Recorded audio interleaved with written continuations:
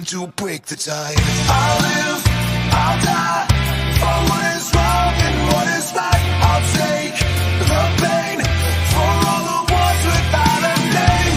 To be invincible, we'll be invincible. To be invincible, we'll be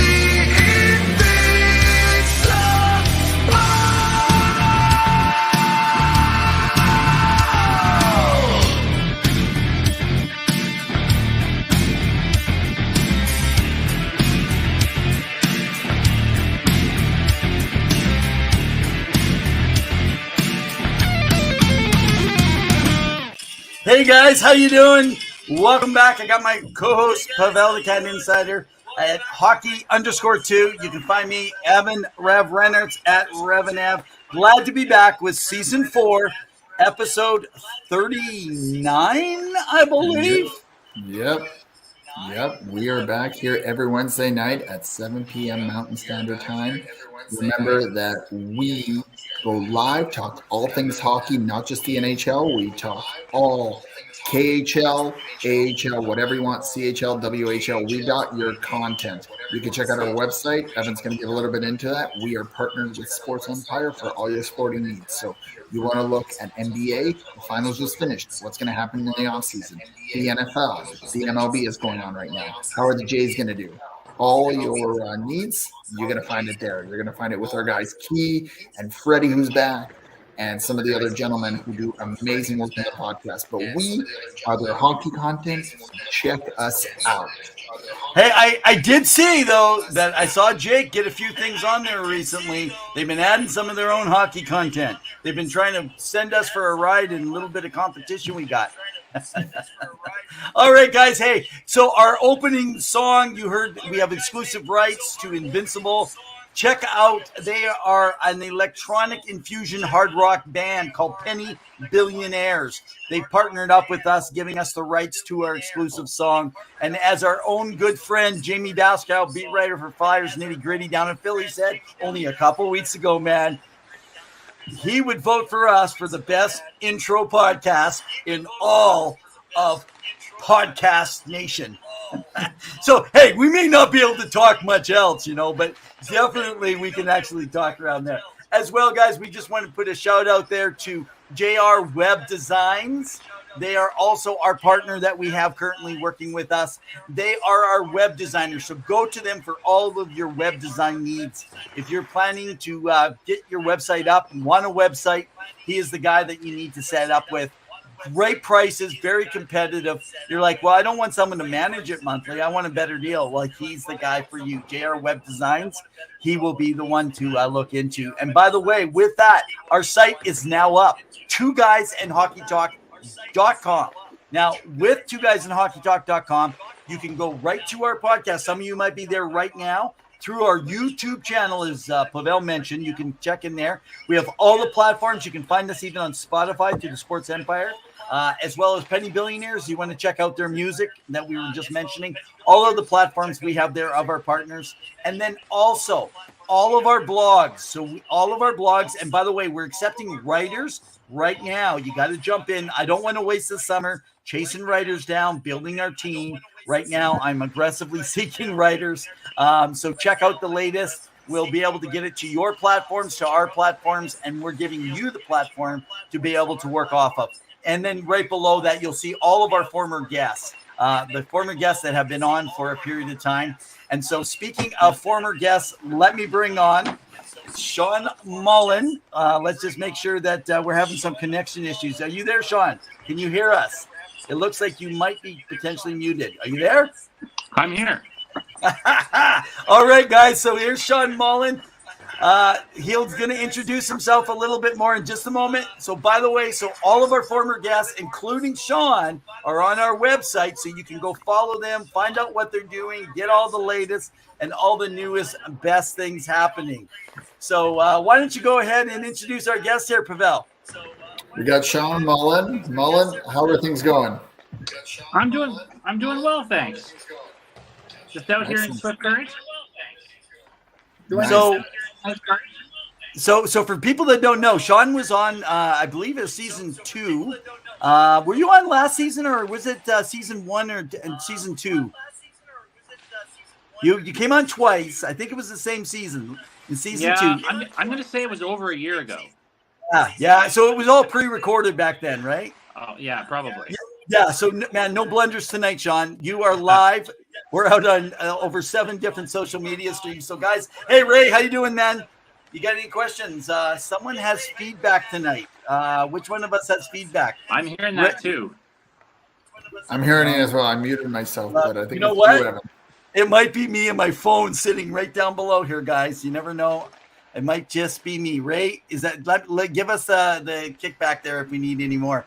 So here's the thing, everyone. So tonight, Sean has graciously come on with an hour's notice, hour and 15 minutes. Jumping on. Oh yeah, Ray, thanks, man. Ray said, I guess it was me. Hey, just because I host it doesn't mean that I know what I'm doing.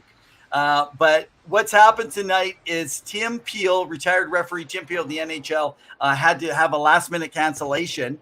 And I quickly said, Sean, we got to go to plan B. I was just chatting quickly on Twitter and tried to see if I could pull him in quickly. And there's a reason that I also didn't know if my co-host here, Pavel the cat, would be on. So, and why is that, Pavel? Well, I'm in a faraway place right now. I am in Iceland, Bredlasvik, I believe. I am terrible at pronunciations. I am in the hotel lobby here. It is 1 a.m. I will show you. It is still pretty light out because it never gets dark in this city. It is beautiful. It's a town of 130 people. It's on the East Coast, closer to Europe. And so I'm on vacation with the family, but I couldn't miss the opportunity not only to tell Evan you're wrong about everything, but also, of course, to listen to Sean's informative insight about hockey and all things NHL related. And I want to know his thoughts about the playoffs because I know he's been posting quite a bit on Twitter. So I want to get his thoughts. But yeah, so it's been a journey. I'm in the lobby area kind of. It's been fun. So I'm going to try to keep it low key so I don't spook the guests here, especially since half of them probably don't even know what hockey is. Even in Iceland? yeah, exactly. If I remember correctly, they were like the odds-on favorite in the Mighty Ducks movie. That's true. They were the better team, right? They brought a powerhouse. Right? They had the equipment and the money behind that team. So, but clearly the Ducks came back. So quack, quack, quack. We're going to talk about the Ducks later, but go ahead, Evan. Hey, yeah. So it's talking about low key keeping there. Hey, just a shout out right now to Key over at Sports Empire Network. Hey, Key. We already mentioned you guys in the Sports Empire Network, but just so you know, Sean, Key runs the Sports Empire Network we work with, and she's a Philly fan, everything Philly. So she's got podcasts coming out of everywhere, right, Key? Okay, guys. So why don't we do this tonight? We got all our refereeing questions. We're going to ask Sean. No, I'm just joking. We're not going to ask Sean. Yeah, I was an umpire when I was a teenager. I'm not sure if I complained enough about hockey referees before. Sean, why did you blow the whistle yesterday after that second goal Vegas put in the net when Bobrovsky had it down? You have to explain that, right? Let's get your thoughts first off. In general, the Stanley Cup champions, the Vegas Golden Knights. Congrats to them. What are your thoughts on the series, the playoffs, and in general, how it turned out? Well, if anyone followed the Western Hockey League, they look at the way the Vegas Golden Knights were built with depth, with physicality, with skill, with size on the back end. That's a Kelly McCrimmon team. So we saw him do it in the Western Hockey League. We saw his shrewdness. We saw his ability to make the deals he wanted to have happen. We saw his ability to work within the system. For example, the Mark Stone situation, keeping him on long-term injured reserve just long enough to have cap space and make him available for the playoffs. I mean, he's a very, very shrewd man. And so I'm not surprised to see him have this kind of success at the next level. I mean, Vegas got a great opportunity from day one with the expansion draft to build their franchise. But there's only a handful of players left from that team. They've continued to make really smart moves. When they've targeted players they wanted, they found a way to get them. They've managed the salary cap, even through some difficulties like losing their starting goaltender for the season at the beginning of the year. So you got to give a lot of credit to that management team, starting with George McPhee all the way down. And for Westerners, there's a ton of Western League content on that front office staff. Kelly Kissio, who used to run the Calgary Hitmen, he's a pro scout. Bruno Campesi used to be the coach and general manager in Prince Albert. He's an amateur scout. Wow. Craig Cunningham, who we all know the story he had when he had a heart attack, nearly lost his life playing for the American Hockey League. Mark Lamb's Tucson Roadrunners at the time has been able to rebound from that. He's a scout with Vegas. So they've got a lot of Western Hockey League content, not to mention all the players that are on that roster from the Western League. So those guys are built for the trenches. Vegas is a team with a lot of depth. Their blue line is really strong and really physical. I think they were a team built for this type of situation. The thing that was standing in their way maybe was, did they have the scoring they needed at the right time? And could they get consistent enough goaltending? And Aiden Hill, a former Portland Winterhawk, answered that in spades. Yeah. He had a good season, fell off kind of after a good 20-game run. And then when he got the ball against the Oilers, he just ran and never looked back. And I don't know if this is going to be the emergence of Hill or if it's going to be a one-hit wonder for him, but that's about as well as you can ask a guy with his track record to play in that situation they're in. It's a testament to him, but also a testament to how deep Vegas is, that there weren't a lot of flaws on that roster, and they were able to cover up any holes that may have emerged due to injury throughout the playoff run. It's interesting. 5 different goalies. Sorry, go ahead, Evan. No, that's okay. It was interesting because I actually just tweeted out today that almost 70% of the team of the Vegas Golden Knights are actually out of the CHL of some way. But actually, what I didn't say is 60% plus are actually from the WHL, which, like you said about McCrimmon, that's really interesting. I know, remember this when we went into this season from last year or early season here, Leah Hextall was talking about it, being from Brandon also, right? And just talking about there's so many people that counted them out, right? For this year, but like when there's the injury in goal, you mean? Yeah. Well, not even the injury in goal. Going in with their guys that they even had, there was a lot of people that, key pundits that did not think they would be able to maybe sneak into the playoff, but to have a shot even at a title, that was the last thing that they were thinking with that goaltending. And Kelly McCrimmon is a real detail guy. I mean, he doesn't miss much. Just to give you an example of it, when I was the broadcaster for the Swift Current Broncos, halfway through my time there, my role changed to a contract broadcaster, and I started selling cars to make some money. And I got to Brandon one day after a long trip, and he's like, "Oh, I heard you're driving yourself now, and you're selling cars." Why would the GM of the Wheat Kings need to know that? He's just on top of everything. And so it doesn't surprise me that he's been able to dig players out when he needed to, that he's got, 5 goaltenders deep that can all play, and with Western League connections. Laurent Boissois, former Edmonton Oil King, Logan Thompson, former Brandon Wheat King, then Aiden Hill, former Portland Winterhawk, Gary Patera, former Brandon Wheat King. Again, he knew that league so well, and he found the right type of players. And that roster is littered from, Mark Stone on down to guys Chandler Stevenson, Braden Pahal, McNabb, Theodore, to guys we watched in the Western Hockey League as star players at that level. And so McCrimmon knew them extraordinarily well and built a team around guys he knew and guys he trusted to develop in what they needed to be.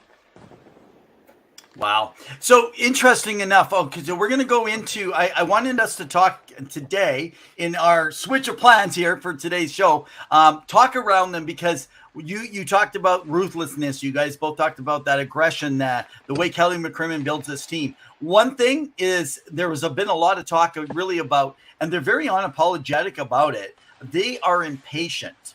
So they will push players in and out. They've lost deals that you and I would say, man, how are you going to win if you keep losing players like they have? Yeah. So working around that here, I'm thinking let's banter around this. So looking into next year. So first of all, we got Aiden Hill up. What do you guys think is going to happen? And I'll let you guys choose who's going to go. I'll let Sean go first. He's the guest. Well, it's a very interesting situation because Hill doesn't have a long track record. And I'm a big proponent I don't know if proponent is the right word, but I'm a big opponent of long-term rich contracts for goaltenders. And I think if you look at recent history, any long-term rich contracts for goaltenders typically bite you in the butt, whether it's in year one, like Jack Campbell in Edmonton, or it's long-term, like a Carey Price or someone of that nature. In the last 20 years or so, I can only find a couple of examples of long-term rich deals for free agent goaltenders that have worked out throughout the deal. Henrik Lundqvist, Tuukka Rask, and maybe you could say Vasilevsky now, although he's still got lots of time and lots of money left on his deal. But generally speaking, you start pumping in a lot of money to a goalie, they're not going to give you 5 straight years of great play. You know, look at Calgary. They put that money out for Markstrom, had a poor year, had a really good year, had another poor year, and you're stuck into him for a couple more at big money. So I suspect they'll be smart about it, and they're not going to give him $5 million over 5 years. But for Hill, given how hungry the entire league is for goaltending, and goaltending now with the winning pedigree, I suspect he's going to make more money than Vegas is going to be in position to pay. And then the other question is, what happens with Lehner? Is he ready to come back next year? Because he's still under contract for $6 million plus. So I don't know if there's going to be room for Adin Hill on the Vegas books. Then again, they're a team that's found a way to manage the salary cap. When they, you talk about aggressiveness, when they want it to happen, it happens. They wanted Jack Eichel. Didn't look like there's any chance they could make that fit. Well, Pacioretty just gets disappeared. You know, they find a way to fit guys in. But I don't know if it's a wise move to lock Hill up to big money long term. Well, and you make some good points. I mean, I think with Pacioretty, they did trade him away to Carolina, and he was injury prone with his Achilles heel, I believe, so he struggled to get back. Goaltending, I mean, you look at Sergei Bobrovsky. Nobody expected him to be what he was in the first 3 rounds that, you know, versus Boston, Toronto, and Carolina, one of the top teams in the 3 top teams in the East, right? So he really just fell off, but he was unreal. But that $10+ million contract is silly. Now Ray is saying manage the salary cap. Here's what I'm going to say. No, without hang on, he's got emoji faces laughing. By the way, Sean, Ray's out of New Jersey, so he's a big New Jersey fan. So what I'm going to say is that you know, I see it online, and I'm sure Sean and Evan, you see it too. Like people are, well, Vegas circumvented the cap, or Tampa Bay did the same. Why doesn't your team do it? If you think that your team is better, have somebody to be able to circumvent the cap to make it work. You are not making it work, and you are not seeing it. And Mark Stone had a big back problem to the point where he, even during the playoffs, had a hard time getting into it, right? You hear about injuries now, but he struggled to get back into it. So, I mean, Adin Hill, will he be paid for his services? Most likely. Like you look at Darcy Kemper and what Washington paid out for him. Jack Campbell with his playoff performance last year for Toronto, and Edmonton decided to pay him out. Goalies are voodoo. That's all it is. And one year you can be unreal. Oh, I think they are voodoo. I think it's like 1 year you're incredible. You look at Sergei Bobrovsky. Who thought Sergei Bobrovsky would be unreal? Nobody. And if you went to Florida this summer and you offered them an out on that deal, they'd take it. Yeah. Even as well as he played in the playoffs, if they could get out from under that, they would run. Yeah. And as for the salary cap management, I will say this: it's not against the rules. So I don't blame McCrimmon. I don't blame Tampa Bay. I don't blame anyone for operating within the structures of the league. I blame the league. And my issue with it is not, okay, if Mark Stone's injured and can't play, you should be able to fill that spot while he's injured. Yeah. My issue is once he comes back, once it's playoff time, your roster should have to fit within salary restrictions. It's had to all year. Great. Why all of a sudden, day one of the most competitive time of the season, are you able to run a roster that is way richer than they're allowed to? And I think that's a huge flaw in the salary cap system currently. And it certainly leads to mistrust, because whether you believe teams are doing it intentionally or not, and this is a problem in the NHL, it leads to mistrust of what's happening. Just like I don't think officials or people making rules on suspensions, I don't think they have biases, but they're so inconsistent, it leads to mistrust. So the league needs to do a lot better job of creating an environment where people trust the consistency of their rules and their competitive balance. 100%, 100%. Yeah. And Ray's saying Tampa brought this to the league years ago, and the league voted it down, so now it's on their own. It was actually after their first cup that this was brought up because I believe it was Kucherov. You guys can correct me. Yes, he was it was. off until, and then he came back. And again, here's the other thing, and I know it's changed. You guys can maybe add. And I know Evan, you just put out an article, Eichel the Wonder, on our website, so make sure you check it out. So Eichel now is the first $10 million player. For the longest time prior to this season, there was all this talk. Well, there's no team with a player who's over $10 million that's going to win a Stanley Cup. You know, Carey Price was that one year when Montreal went far, but couldn't do it. Sergei Bobrovsky this year, as well as Matthew Tkachuk at 9.5. Jack Eichel finally did it. This narrative is going to continue to change. They're going to change it now to 11 million, like Austin Matthews, Mitch Marner, Connor McDavid, right? But the problem is that goalpost is going to continue to move until players, not only the salary cap is going to go up, but players are going to get paid. So you can't keep saying, well, teams can't win because you're paying a guy. Players deserve to get paid. I always find it silly that the argument, and I've said this before on shows, it's like millionaires versus billionaires. And the fans get upset at the millionaires, which is the players, because they said the players are asking too much. The salary cap is what it is. The owner and or the GM agree to give out that salary cap to that player. It is on you to make it work within that cap. But if you don't, go ahead.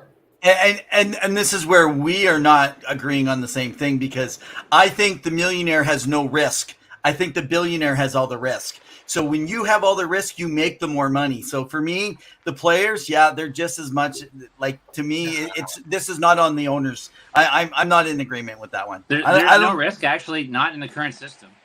When player revenue is tied entirely to a 50% number, there's no more risk for the owners than there is for the players. Yeah, but if there's a loss, the players may have to go down in their prices, but the owners could be actually having to deal with a deficit. A player will never deal with the deficit.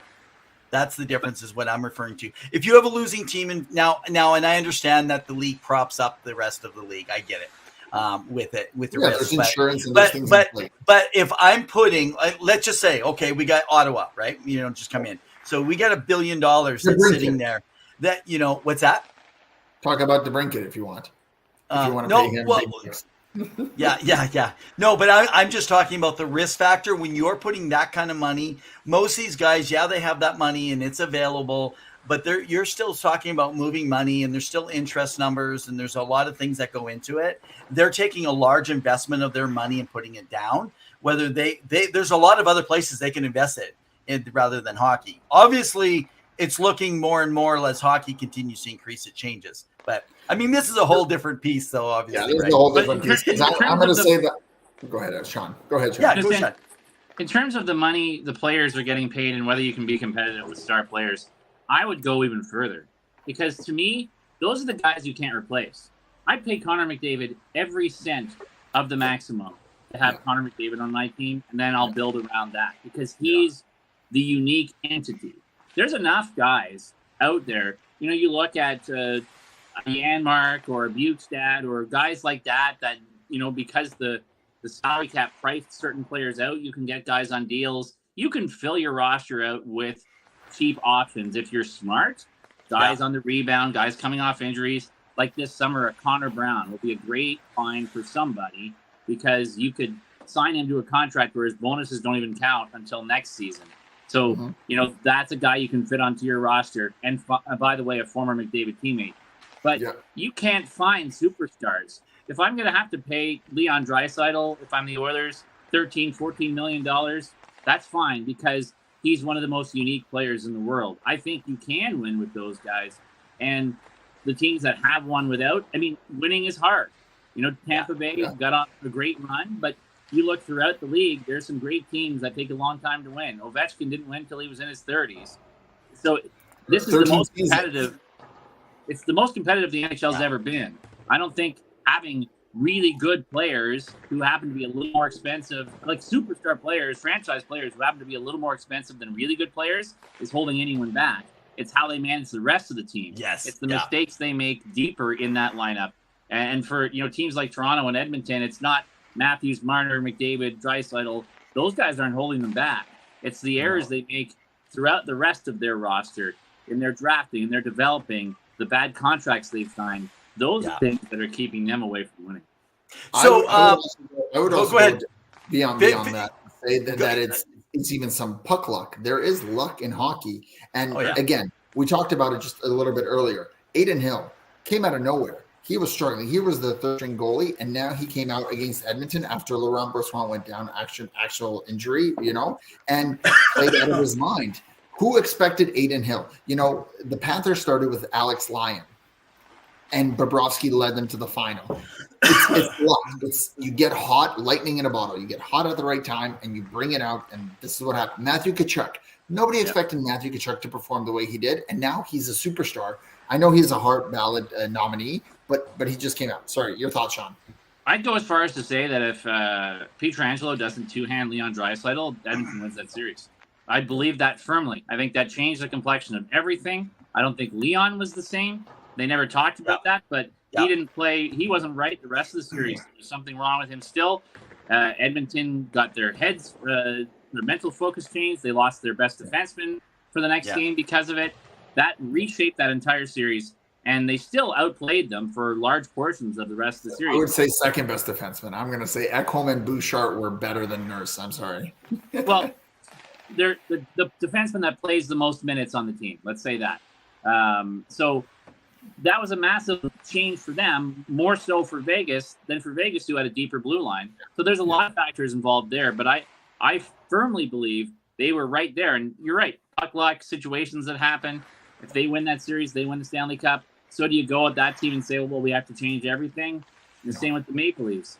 You beat Tampa, who's an extraordinarily good team. You run into a Florida team that's just on a weird heater. You look at that team and say, well, you have to change everything. There's 16 teams in my mind who made the playoffs this year that could have won the Stanley Cup, and a few that were just short of it that would have been competitive. It's not 1987 anymore, where if you lose in the first to a bottom seed team in the first round, it's a huge upset. There's no LA's beating Edmonton. All of these teams are very good, and all of them are flawed. So it's a weird time in the sports world where you watch fans react and they go, oh, look at these loser teams that lost in the second round again. Look, there's only 8 of them that made it that far. And people accept nothing less than a championship, yet there's no dynasties. No one's winning 5 in a row. It's extraordinarily hard. And great teams like the Ottawa Senators of the late 90s, early 2000s, that long San Jose Shark run, those teams never won, but they were extraordinarily good teams. So it's as hard to win the cup as it's ever been. And I think we can kind of overanalyze it as a result of that. Well, guys, hey, we are 29 minutes in, and we didn't even get started on what I wanted to start us off today with. So, having said that, but I want to get in defense. Pavel mentioned, Sean, it looked like you agreed with him. Goalies are voodoo, so you guys will see if you go to our website. That's one of my takes. Coming as a goaltender, I don't think goalies are voodoo. Adin Hill, he actually plays well in a zone defense. He tracks the puck well, but he doesn't have quick reflex. He's a blocker goaltender. He fit better. I already told people I thought Adin Hill should start, not Laurent Brossoit. Brossoit going out cost Edmonton that series, in my opinion, because he was the goalie that they could beat. I actually think Adin Hill would be silly to go anywhere else. He's perfectly fit. They don't have to have a better goalie. Take a little bit less, and maybe they'll give him sign a 2-year. Right, or do something to work with them. That's my opinion. Jack, people say that all the time, though, and sorry to jump on you. And this is a common sentiment from fans. He should take a little less if it's a good situation, a little less if he wants to win, a shorter term. This might be his one payday. Because if he doesn't keep this play up, because you never know, he could get hurt. Like he could fall off. So if someone's going to show up and give him a Grubauer deal, you take it and you run and you say, thank you very much, Vegas. I appreciate it. I'm out of here and I'm setting up my family forever. So my premise is based on the fact that, do you want to continue to win? That's my premise. It's not like he might get onto a team that's really good, but you're going to have to find a team that is really good. Frankly, I don't look at Martin Brodeur as good as a lot of other people do during his heyday. I look at the defense that was played in the system and the zoning, the way it was actually done. And I'll even go back now. this wasn't me sharing it. This was Jadlyn Spooner, who played for the Windsor Lancers. She had even brought up, Pavel, if you recall, as one of our former guests, she had said that she was worried about Jack Campbell.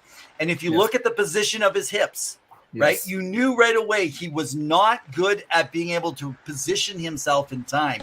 And she was already thinking that was going to be a concern. A lot of other teams felt the same.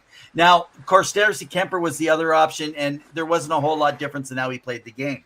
I'd suggest he wasn't the other option. I suggest the other option was to bargain bin hunt and build your roster better around that, because those 5-year, $5-6 million contracts for goalies are a disaster almost all the time. So why they had to do that.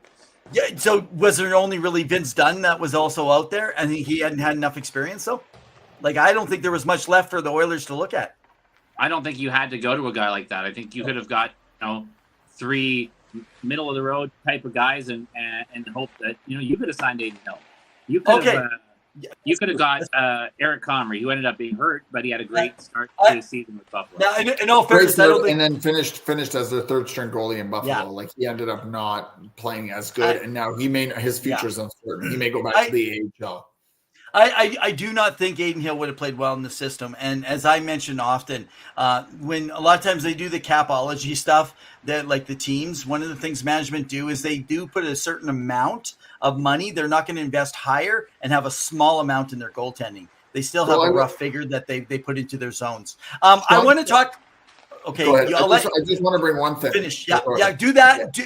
So, Pavel, you finish this piece, and then let me get over to talk about next year and the teams that are favored, because they already got the odds-on favorite for next year, and I want to get to the Oilers on this too. Sure, and I know Sean brought him up, but Philip Grubauer is a prime example who had an elite year, won the Stanley Cup, played well. He did win the Stanley Cup with the Washington Capitals, but he played the first 2 games, and then Hopi took him out, and Hopi ended up taking them to the final, even though he was the goalie that got him into the playoffs, as most teams do. He came in, got that big contract with, he played with Colorado for a bit, didn't work well. He was good there. He was good there, but defensively, they were a better structured team. Went to Seattle, really struggled in that $6 million contract.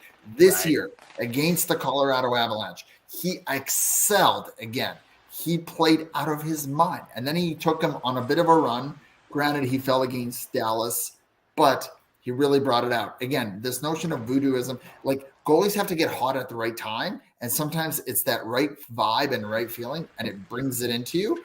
And I know he got paid a lot of money, and he shouldn't have paid. I think it was an overpay. Yeah. But he played what he was worth this year, even though it was Martin Jones for Seattle Kraken that got him to the playoffs. So again, can I mention one point real quick about goalies? I did a lot of digging on this last year and found that when you look back to just before the start of the salary cap, outside of Darcy Kemper, and it depends how you view Hill, it depends how you view Osgood coming back to Detroit, but generally speaking, if you look at the history of our Stanley Cup champions, their goaltenders came from within. They developed those goaltenders. Free agent goalies don't generally win the Stanley Cup. Guys you traded for and signed for big contracts don't generally win you the Stanley Cup. And I'm not making this up. If you go back and look, it's guys that got their first real shot with the team they won with that tend to win. So you develop them from within. They come at an affordable number. They develop in your system. Those are the guys that win it for you. And typically that is the case. And Hill did come from elsewhere, but Vegas was his first real shot as a guy that takes the ball. That's where he won. So Jordan Binnington, Tim Tanas, look at some of these big names. But Fleury, Murray, Crawford. It's like every team up to Kemper. It was a goalie they developed from within. So that's the model that works. So, just before let's move over to this other area. I want to go into the odds-on favorites so we can talk a bit. Let me just one last piece on the goalie, and this is going to be a reference to you, Sean, because you had a lot of time to observe Stuart Skinner. Now, I would like to say this. I think Stuart Skinner is not voodoo. He played an incredible season. I don't think you were surprised, if I can, Sean, watching what he did in the A as he's developed. Every goalie's going to have, even Patrick Waugh led in 7. You know what I mean? So when you're looking at even the greats of the game, Now, what I think happened is the system that Edmonton started playing, especially in the last, say, 20 games of the season, was different, that got abandoned come playoff time. And they took on a different game and gave up way more high-quality chances on Stewart. And it put him into a different game. And, of course, the undue pressure that he had as a first-year player. Would you not agree, or do you see that a little different? A couple of things I would say about it. One, I'm not surprised at all. I know Stuart Skinner's competitiveness. I know his mental makeup. I know how he carries himself after wins and losses. He's a guy who carries himself like a winner, has the mental game of a winner, and constantly strives to get better. He's a great athlete. He's got the physical tools. I mean, I watched him in Swift Current shut out Moose Jaw, who was the highest scoring team in the CHL that year, 3 times in a row in their own building. And out-dueled Carter Hart in the final. So I believe he's capable. You look at the season before when he played 13 games, he was not out of place. He jumped into the starter's role this year, carried the team very well. I think the issues were, one, I think they overplayed Skinner in the last few months of the season because they had no trust in Jack Campbell, and they felt like that race for first place was important. So I think they overplayed him, and he played way more games than he had played at the pro level this season.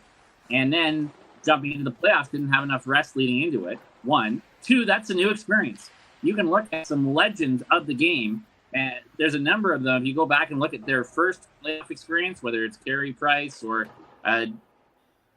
Marc-Andre Fleury or other superstars, their first run in the Stanley Cup final or the Stanley Cup playoffs, they were a little below average, and they got that experience and learned from it.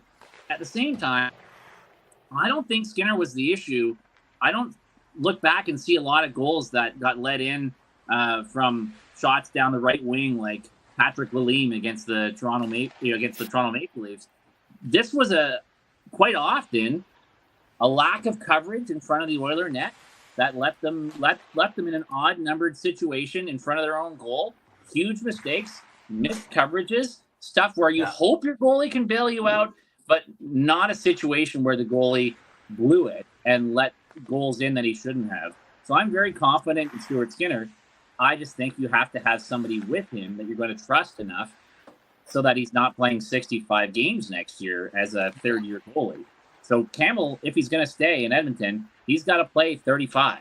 And he's got to play 35 well enough that he doesn't set them back.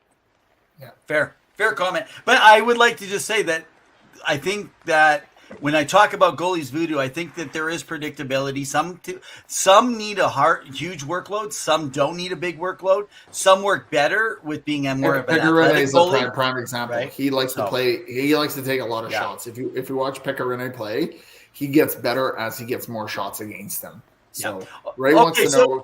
He'd like hear our thoughts on, maybe Sean, you can share your thoughts on what the New Jersey Devils should do with Jesper Bratt. I'm a big fan of his. I don't know what he's asking for. Probably 8 by 8, if not more. That's the rumbling. That's what's being rumored. Yeah. That's what's being rumored, if not more. 8 by 7.5. It's kind of the going rate, right? For players of that capability. I'd have to take a 1-year contract, or discount, 1-year discount. So from last year. Yeah. I'd have to look a little bit more in detail, but I feel like it's been a couple years now where he's been a very consistent contributor and a big factor in the growth the Devils have had. But you have to look at your salary cap picture. I don't have that in front of me.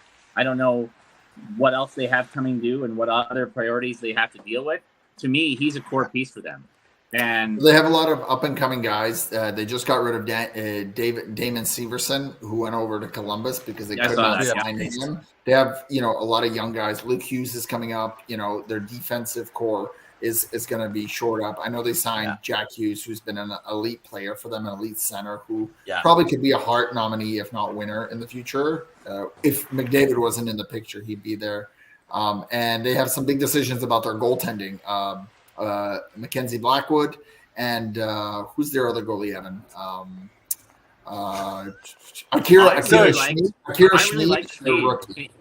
Schmid. Yeah, Schmid. Yeah, he came in and out of the that was minors. Crazy. They'd bring him up. He'd outplay the other two guys. Then they'd get healthy and they'd send him back down again. I kept scratching my head at that decision from the Devils. I don't know why they did that. Vitek Vanacek. Yeah, Vanacek and Blackwood, but maybe it was cap management, maybe it was contract management. I don't know, but it seemed like the rookie was the best of the three guys. So I'd be curious to see how they bring him in next year, how they slot him in. But I think, Rat, you got to keep him as long as he's not asking for, $12 million a season. I have a feeling he's on an entry-level contract, so he'd be okay for a bit. Yeah, but do you really want to short him, or do you want to sign him long term right now before the price, especially if the cap goes, like we know it's very little this year, but if in the next 2 years, if it goes up, don't you want to sign into an 8-year contract, get the guy at the best price you possibly can? So it's like a deal in 3 years? I was having a hard time answering these questions because I don't know what the negotiations are. I understand. It's like Bouchard. People say, would you sign him long or short? Well, if Bouchard will sign long term for 6, then I would do that. But if he wants 9, then no. If Brat would sign long term for 7.5, I'd probably do that. If he wants 9.5, 10 to sign 8 years, then I'd want a bridge deal. So speaking of Bouchard, let's move over. So let's quickly we got about 15 minutes left here, guys, to kind of walk in. So let's cover right now. So MGM sports betting. It's called Bet MGM. They've already got the listing out there for next year on the odds-on favorites. Like, talk about wasting no time in the betting game, right? This is absolutely gone crazy. So Colorado comes in as the favorite at 9. And then the Oilers and the Maple Leafs at 10.5. So it's kind of interesting that we see the Avs at the top again, even without Landeskog. Now, just from what we know, so Nichushkin is supposed to be back. They're supposed to be back on. There should be no issues, but they still don't really have much for a second centerman. Well, I think it's awfully hard to say there won't be issues. Yeah. Okay, so I'm talking about from a league stand, right? The stuff within the dressing room or the stuff he deals with, but it's my understanding is that there's nothing from a league issue him playing right now. I would be shocked if he's there. Yeah, you think they trade him? I don't know how you can't. Yeah, but trade him to where and what? If anything, it would be an end of contract, similar to what happened with Kane, San Jose did with Kane. But there wasn't. I don't think they can. He's a good player, and there'll be teams that don't have intense media scrutiny, like that kind of marketplace. I think they can make the move. The problem is he fit in there perfectly. He struggled in Dallas, and he never found his footing. And it was in Colorado that he found his footing and his place in that top 6 role, and was able to produce and win, like, for that team. So, like, I have a hard time believing he would go anywhere else, right? I could be wrong, but, like, who's going to take on that $8 million contract right now? If a guy screws up to that degree during a playoff run, that's a really hard thing to bring back. I mean, I don't know. I wasn't fully involved in it, obviously, but I agreed. I think that'll be a real tough pill to swallow for them. Wow. Okay, so we know they definitely are missing Landeskog. They missed Kadri last year, not being there as their second line center. JT Compher's unsigned. He's going to cost them because that free agent class is very thin. Compher's going to make $5 million, maybe more. And then you have to look at potentially Cale Makar staying healthy, because now he's been injured a few times. The concussion from Jeff Carter really made an impact on him. And Devon Toews can handle himself, but if he's not partnered up with Devon Toews, Cale Makar is not going to be an impactful player. And I know he's young, but he's already injury prone quite a bit. And this season he's missed probably about 25 to 30 games. Okay, guys, so I just looked in on Cap Friendly right now. Andrew Cogliano, UFA. JT Compher, UFA. Lars Eller, UFA. Dumb because of that injury from Eberle. Who knows if he's even going to play? That's true. Darren Helm, UFA. Matt Nito, UFA. Evan Rodriguez, UFA. Where else? Jack Johnson. Well, they'll be fine with that. Oh, Eric Johnson is a UFA this year, too. Jack Johnson signed a 1-year agreement because he was a depth defenseman. Rodriguez also signed a 1-year sign. Eric.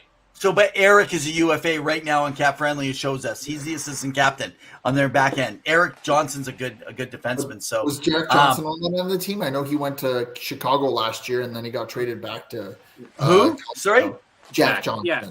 I suspect Eric Johnson to me is a guy who lines up for taking a discount to stay there. He's made enough money. Yeah, he's 35, right? So that makes sense. Yeah. My That question, would be- and again, this has been a goalie carousel talk. What is Alexander Georgiev going to be? Because he was good. He wasn't great, lights out for Colorado. Is he going to be good enough to outplay the competition? I was absolutely baffled when they made him their guy, and he played better last year than I expected. If you looked at his trajectory with the Rangers, he got worse over his first 3 years. So I never really understood the hype. I thought he was okay in Colorado. I don't think he stood out in the playoffs. I don't think he's a guy that'll win you anything. They may win in spite of him, but I don't think their goaltending is going to win them anything. And then at the same time, I don't think it did when they won the Cup either. So I think they start the year, if you recall, Pavel, both of us talked about that. I had there was talk of the Oilers having potential interest, and I was like, oh man, I hope they stay away. It's just not proven. And I was worried about they were loaded to bear their Stanley Cup year. So it's like they're one of the few teams that reminded me of the Oilers of years ago in the 80s, that they just outscored their problems. Like literally, it didn't matter what goalie they had in place, right? And that's why it was kind of buyer beware even on Darcy Kemper for paying that high contract. The key, as you noted in that betting for Colorado being first, and I know I've seen a few different betting sites that have put Colorado in the top probably 3, top 5 list, and Sean, maybe you can allude to or talk about this, is staying healthy. I think with Colorado, it's staying healthy. Forget about Nichushkin and the situation if he plays, it's staying healthy because they really got hit by the illness bug this year. Yeah, there's no doubt to me that if you don't have Makar and McKinnon, then you're not going to win. And if they're not 100%, you're not going to win. That's the two-headed snake there. This summer is going to be a vital one for Joe Sakic to reshape that roster around those stars. Because if Landeskog is long-term injury reserve, gone for next year, what happens with Nichushkin? They have some cap space, but they have some guys they have to re-sign. They have some big decisions to make, and I don't think what they did last year worked entirely. So this is an important summer for Colorado to extend their window. And you're right. All that being said, they can make every right move in the world. If McKinnon and Makar can't stay healthy, it won't matter. So your thoughts on Toronto and what they should do now? Hey, what are you doing? You're moving on me. I'm leading the show. What happens on the vacation? No, so that's what happens. You head to Iceland, you drink too many beers at 1:30 in the morning. Okay, so no, we might not get a chance to get to Toronto because knowing you guys, there's 2 teams now. So the betting odds, my first question is, so do you look at Colorado as the favorite to win the Cup? Yes or no from both of you? No. Okay, so I think Bear we're with in me agreement. 20 seconds. I just saw my phone battery alert go on. I got to grab a cord. So. Oh, okay. We'll bear with you. I don't believe Colorado is going to do it, but your thoughts, Evan. Okay, do you think so? I said no. So you know what? Well, he's getting his battery dealt with. Go ahead and talk about Toronto because we're not going to get much chance to cover them today. We'll have to move that into next week's show. Well, they have a lot of questions to do. I know there's been a lot of talks about their goaltending, and maybe Sean can allude to what their goaltending is going to look like. I know Vladar's been in the news potentially because, as Sean mentioned, there's 3 goalies in Calgary, and Dustin Wolf has emerged as potentially a backup goalie because he played really well at the end. They have a new coach coming in.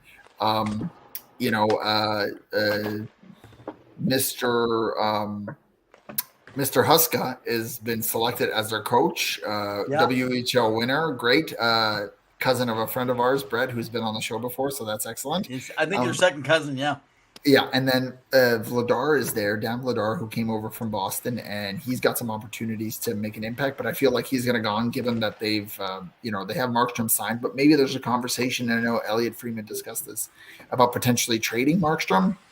It could happen. He's in his 4th year, coming out of his 6th year. What's that going to look like? I don't know. And so I believe in Toronto, what they have to figure out specifically is not only goaltending, but what they're going to do with their core 4. And until they figure out what they're going to do with their core 4, nothing's going to happen. Now, will Toronto make the playoffs? Yes. I think they're still going to be top 3 in the Atlantic. I'm sorry to say. Okay, so they're being voted, though, odds-on favorite to be the second, tied with Edmonton, for a chance to win the Stanley Cup. So you're totally saying no. I don't think they're going to win the cup because Toronto, the amount of pressure there is too much. However, I think that getting the first round over the hump thing has really helped. And I think Brad Treliving is going to bring some changes in where they're going to make a push and they're going to sneakily make a second and or third round appearance this year or the coming season. I think the Leafs are as well positioned as any team in the league to win the Stanley Cup. Again, we look at a team's history and there's a lot of baggage with the Leafs. That baggage means literally nothing to me. I think they were the better team in the Panthers series, but they couldn't beat Bobrovsky, who was on fire. I think they've got an outstanding core. They have a lot of talent around that core. Dubas did a great job there, but we'll see what they do. I don't trust Brad Treliving. I look at the run that he had with Calgary. I think he signed some awful contracts to guys who are heading into their later years. I don't think they built their system at all. Their prospect base is one of the worst in the league. So it's not the guy I would have handed the team over to if it were me. Now, no one's giving me that option, but I don't think you have to do a lot with the Maple Leafs to be right back where they were. The question is, will they do too much because people are impatient? Will they be able to keep some of the pieces? They have a lot of guys they have to deal with to fill out the roster. Yeah. As for the core, again, Sam Pollock famously said you lose any trade when you give away the best player. And it's very difficult to trade a player like that and get somebody back who is equal to them or better than them. You look at what Florida managed to do with the Chuck. That made a lot of sense under the circumstances they were in financially. I think he was the best player in the deal. I think they won it. I think Calgary looked at it. They're like, we got two potential star players who are now overpaid into their late 30s. So that's a win for Florida. But can the Leafs pull off something like that? Maybe. If I were them, the only one I'd look at, because I think William Nylander is under a team-friendly contract next season. Yeah. And my issue with that for the Leafs would be there's no way that he's re-signing at that kind of rate again. Yeah. Whereas Marner, Matthews, Tavares, those guys are going to be around the number they're at, even if they stay. Tavares will go down because he's down in 2 years. But yes, go ahead. yeah. But Nylander's going to cost you more. He's going to cost you 100%. $1 million, depending. Minimum 8.5 to 9.45. Yeah, I don't know. We'll see. It depends who's out there, right? It depends who's out there at that time. If it was this year's market, Nylander would get $10 million plus because there's next year. Yeah. All right, guys. I think he's the guy you trade anyone because you only really have him one more year. So you try to make some hay with that and improve your team and improve your depth, maybe, because you're not re-signing him at that number. Yeah. Okay. Fair. Hey, so you guys have already cut into your time to talk on the Oilers here, guys. So I'm just being a heads up. Okay. We only have about 6 to 7 minutes if we go a little bit overtime. So the other team favored as the odds-on favorite are the Edmonton Oilers, who we know have lost 2 straight years to the eventual Stanley Cup champions. We mentioned a little bit about what they're at. So here's the question that we need to put out there now as far as today. So the Edmonton Oilers, what do they have to do to get over the edge, to get to that place, to the next stage, and what's possible within the cap strap situation? So Sean, we'll get you to start. Yeah, the $1 million question. I think ever since this rebuild has started, you could ask 50 hockey people, and 47 of them would tell you Edmonton needs defense. And I think you'll do the same thing here this summer, and 47 will tell you Edmonton needs defense. The problem is it's easy for people to say that. It's a lot harder to execute, especially under the constraints of the current build of their roster. Now, their defensive core, I would suggest, is relatively average, and then their forward group led by superstars is really strong. Every team is going to have parts that are really strong, parts that are average. The issue for Edmonton is going into this offseason, basically everybody on their blue line other than Bouchard is under contract. So how do you open up spots if you want to? And you look at the free agent class, it's extraordinarily weak, got weaker with Severson going to Columbus, and he made what, $6.25 million? They can't put a player like that on their roster. So is there really an opportunity to make their D that much better this offseason? I say no. My answer would be Cody Ceci was very good his first year with Edmonton. He was clearly injured throughout this year. One, let's see what he is healthy, because if you sell on him now, you're going to pay to sell on him. Two, Philip Broberg, if you look at how he played, you look at the underlying numbers, you look at his development curve, he's at a position where they need to see what he is. I think he's able to take on more responsibility. I think you bring back a healthy Ceci and Broberg. You give both of them opportunities to play with Nurse on your second pair, while Ekholm and Bouchard are your top pair. Then you've got Kulak with one of Broberg, Ceci, or Desharnais. And I think that's a strong enough D to get you in position to be in the playoffs. At the trade deadline, hopefully you're in position to add there, because that's when there'll be a lot more options to upgrade your blue line than there will be this summer, unless something falls into your lap that I'm not aware of. Other than that, I think you have to find value contracts out there to build around your team. You have to find a way to get rid of Tyler Yamamoto without paying too much. I think a team like Chicago, for example, why wouldn't they take him? They've got tons of cap room. Try him out with their young group, see if he fits. He's making too much for what he contributes. They can't afford to pay him $3 million.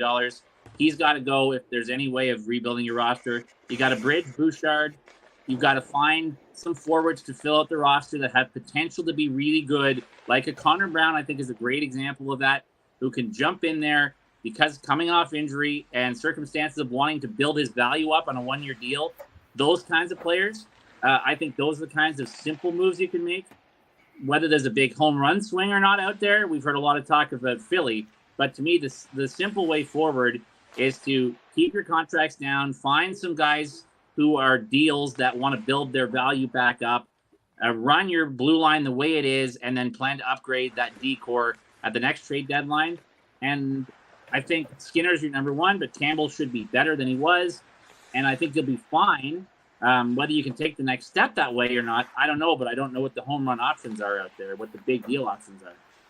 So I'm going to add to that, Sean, to the big deal options. So Holland has shown us that he can do big deals, and Matthias Ekholm was a prime example, because I think apart from maybe a few insiders or maybe a few select people, nobody expected that to happen. Yeah. And he came in and made the largest impact to the team after the trade deadline last year for the team. Now, one of the players that I think people forget that is up and is a UFA this season and potentially could be looking for a big contract, and you can make something work because Holland is clever and creative, is Brett Pesce out of Carolina. And if you look at him, he's a defensive defenseman. He can make a big impact, and maybe you need to trade for that. You need to bring him in, and you need to move money out.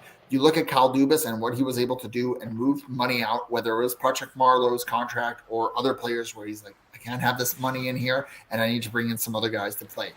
Holland can get creative. He's got a team around him that should be able to do that. And I think you need to bring in Brett Pesce to potentially solidify that blue line. The other thing that Edmonton needs is Carolina doing that, though? Yeah, why would they? He's a UFA. He's a UFA this season. Like after the next year? No, this year. Right. This summer. He's a UFA. He's a UFA right now. They have as much chance as so if you're going to have to win a bidding war to bring him in, that's going to be $6 million. You're telling him you're playing with the best player in the world, two best players of the world, which is oftentimes what you're going to make happen. So right? I think I understand what Sean's saying. So even if you say pay him $4, which is a major discount, where do you clear out $4 million? Because you already Yamamoto got is one example. You're trading him. Maybe you move a Ceci, you move a Broberg if that's what you need. But you already have to add to Bouchard, and you already have to add to McLeod to make up for last year. We already know they have to make up for last year for McLeod. They do. But Holland has made it work. Nobody expected Tyson Barrie to go, and here we are. Tyson Barrie was part of the core, and he made it work where he got rid of Tyson Barrie. That's fair. And moved him out. He's moved a few other players out. He signed, Derek Ryan now to a 2-year $900K. Yeah. He's making it work. And again, Edmonton's problem isn't scoring. Yeah. Currently, I believe, if I could be wrong, you guys can correct me. I believe Draisaitl and McDavid are still tied for top scoring with Jonathan Marchessault and some of the other players in the playoffs, even though they were out in the second round. So scoring's not an issue. Discipline is the issue. I would say their group of right wingers is amongst the worst in the league, though. It is, but when you have Hyman, Kane, and Nuge not performing, those are 3 of your top 6 who are not scoring at the rate that they did last season, and that's who you need more from, especially since you've paid them out. But they're all natural left wingers too. I mean, Hyman can move over, but the right side of their roster is an area of concern. And you have Holloway coming in. You know what you do with Xavier Bourgault, that's up to you. But if you're going to bring him in and make an impact for him, you gotta decide that, right? That's why you're bringing in these guys who are on entry level contracts. Again, it may not be Brett Pesce. It may be someone out left field that we may not think about. I know we're missing more on the right hand side with Cozy Ceci being there and Bouchard not being signed yet. You don't want to get rid of Bouchard. I know there's been rumblings about Erik Karlsson. I don't know how they're going to make that work. I agree. I'm just saying there's been rumblings out there that I've seen. But again, I feel Holland's going to make an impact, and I think he can make it at the beginning of the season and make small minor trades by the trade deadline. But the big thing is, how do you stay disciplined? So I think it goes back to coaching, because it's not your goaltending, it's not your defense, and it's not your core. It's about your systems. What does that look like? I also think, though, and I'll quickly note because I know we're running out of time. Yeah. Talking about adding a player who's probably going to be a $6 million defenseman. Again, this year, for the first time in a long time, Ed goes into the regular season, knock on wood, without having to use long-term injury reserve, which allows them to build up cap space throughout the year and then add a player at the trade deadline for less than their actual cap number.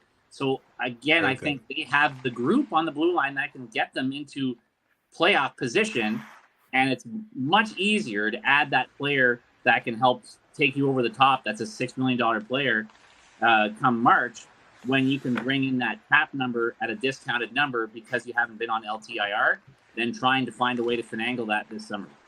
But we talked about it at the beginning of the show, and you guys can go back and watch it. What did Vegas do? Vegas was aggressive in how they approached players. They brought in Jack Eichel. They brought in Mark Stone. Yeah. They brought in Alex Pietrangelo, and they were over the cap. That's the rant for another time. But they made it work, and it didn't matter in the playoffs because they got it done. And so that's what Edmonton has to do.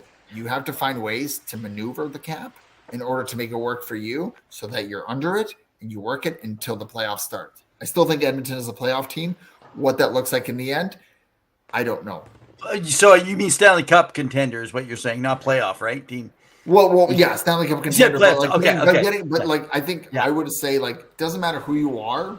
Yeah. Apart from maybe 1 or 2 teams, those teams, 16 teams that make the playoffs, maybe 13 to 14 are Stanley Cup. Okay. All right. So I'm going to let you guys have one final thought to go out. Let me throw mine in. So again, tonight we should be 2 guys in overtime. We're running a little bit later. And even though this was a makeup Plan B show, an hour and a half, again, just in case I forget, Sean Mullen, former play-by-play for the Swift Current Broncos. Man, it's so good that you got back on tonight, because this time we didn't have to talk about your background. We got to just talk hockey, dude. So that's awesome. Thanks for joining in. So if anyone did join in and you're wondering what happened to Tim Peel, the former referee, well, he had a change that something came up tonight, and so there was a cancellation. We're trying to rebook him either for next week or he'll be in September. We've already got 5 bookings for September and October, so we're already moving ahead of time. My takes were far less controversial than Tim Peel. Yeah, exactly. Okay, so let me just throw my take, and then I want you guys to get one last thought. I remembered you on the ice, Sean, so that's a compliment, I think. Because whatever you said, Sean, it goes, because you had the last say, being the play-by-play. Okay, so I want to bring mention. So a couple things. I've been all over on Twitter today, and there's been some people totally ticked at me the last couple of days with some stuff. They're like, well, how do you know? And and they want to ask me questions. And well, if I have to tell you everything I know, I'm going to quit telling you what I know. There's sometimes you have connections and sometimes you don't. I am not a person that makes it up. If you want to go read my article from 2012, that on our website, by the way, thanks to JR Web Designs, our website, 2guysinhockeytalk.com. Go find out. I talked about Vegas becoming a reality in 2012 when I was blogging for Oilers Jambalaya. I posted some of the old pieces up. Generally speaking, I don't always have a connection, but sometimes I do. And what I've been telling people, expect something big. Just expect something big if they can make it work. So here's the thing. The Oilers can kick all the tires they can, but it still depends on the other teams. We know there's like three-way deals, stuff like that. But what I will say is the Oilers cannot come back next year exactly with what they got, just fix a few little depth pieces and not make a change. The players just aren't going to be better, and this is my opinion anyway. I do expect a change as something happening in the goaltending department.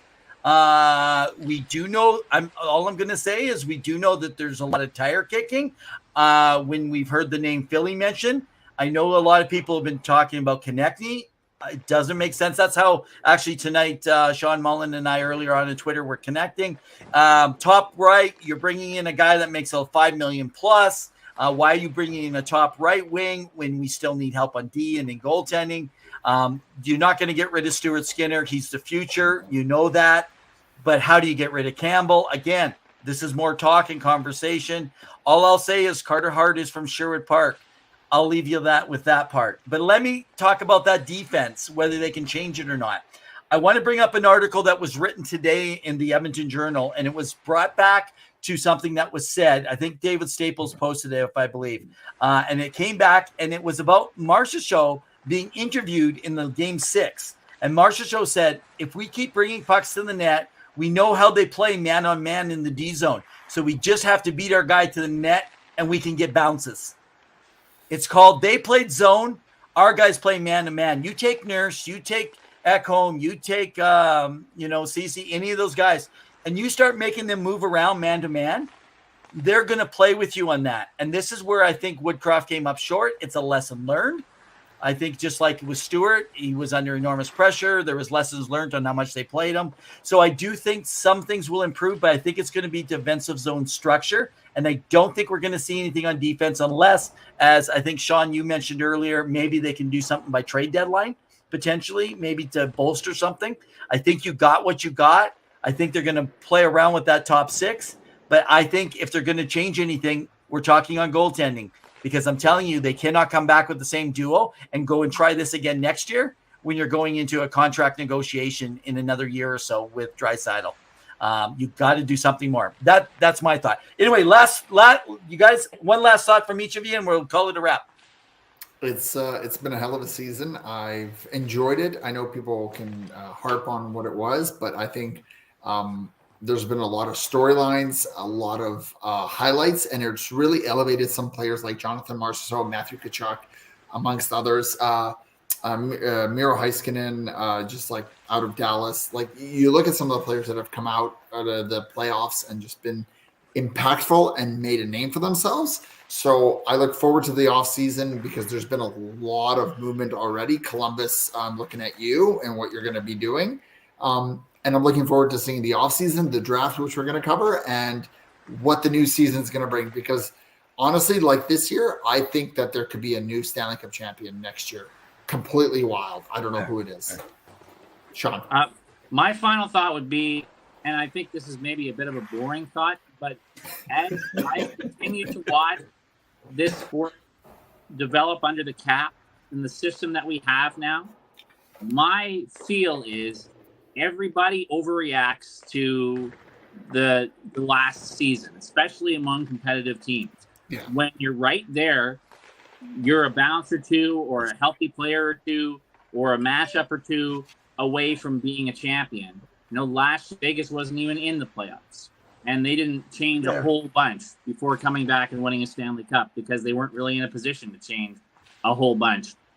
It's a league of, if you have your superstars and you're happy with them, it's finding value contracts. It's making shrewd decisions. It's not overcommitting yourself financially to players that aren't going to meet the bill of those deals, like, say, Milan Lucic, as an example, because we're talking with the Oilers. It's avoiding those types of contracts and those types of trades. It's being shrewd and managing the cap well and not overreacting, in my mind, to what happened in a short span of time. And I don't just mean that for Edmonton. I mean that for the Maple Leafs, for the Boston Bruins, for the Carolina Hurricanes, for any number of these teams that are right there on the cusp of success. Do they have to work hard to improve their team? Damn right. They have to find depth. They have to sign that free agent that's about to make that Yeah. big leap from a $2 million player to a $5 million player. But if you're going to rely on the $6 million guy or the blockbuster trade, then you better be really sure about what you're doing, because the risk on the other side is taking you out of the position you were already in. Great thought. And Evan, your yeah. final thoughts. No, I gave my final thought, and my thought of what's happening around the give a Oilers. further final thought? Not when we're already 11 minutes over and we still got our ending. We did joke on Twitter when you mentioned that Philly rumor, that the rumor was Philly was interested in somebody that nobody thought they might be interested in. If it is Campbell, because they're rebuilding and Konechny's coming back and Hart's coming back, and you could somehow add Fogle and Yamamoto to the deal to make it work financially, I'm sure that would cost a lot prospect-wise, but I can see why that makes sense, because then you dial back your year commitment and goal, you really improve your top six on the right side, and you put yourself in a position to later upgrade your D if they take him. But I can't imagine anyone is dying to trade for Jack Campbell. But nobody was dying to take on Cal Peterson, and LA was pushing for getting rid of him. Yeah. And now they've got rid of him. And that contract is not exactly ideal as well. So 3.5.5, if I recall. $5 million. 5 years. Yeah, $5 million. I thought it was 5.5, but yeah. Yeah, we got around 3.9 on Hart, and then he's into his RFA year. I do not think Konechny is involved in this at all, by the way. I want to keep an eye on. But I do not know. Is there with St. Louis? But anyway, it would be funny to see after Skinner and Hart grew up playing against each other, then played against each other in the Western Hockey League final. They were the two goalies battling to be the future from, could you imagine? From the same area. Imagine being in the same crease. So right now we got Oiler fans salivating, thinking to have a duo of Hart and Skinner. Skinner's better, by the way. That's my bias. So, Skinner's better. He's always been better. He always will be better. Okay, you heard it from the Skinner supporter. And by the way, you gotta say it with a Boston accent. Cat a hat. Cat a hat. Well, hey Sean, thanks so much for taking the time and jumping on here tonight. It's been a pleasure, absolute. Guys, just remember every Wednesday night, guys, we come on 7 p.m. Follow us on all of our streams. Subscribe, follow, like, share, and just remember to go over to our website and check out through JR Web Designs. Go find all of our postings. So just an update that Pavel put up. I have a posting going up tomorrow morning just on Braden Yeager too. So we're going to be getting some stuff up for you guys on the new draft and stuff. And go under our former guests so that you can get tonight's show and some of his previous seasons with Sean joining us on board, guys. So as always, it's been exciting, but tonight it is an overtime edition here as we come closer to the end of yet another season of season 4. As we say in the famous words of the great Ed Whalen and Red Green, in the meantime and in between time, keep your sticks on the ice and stay safe and keep your heads up. Cheers.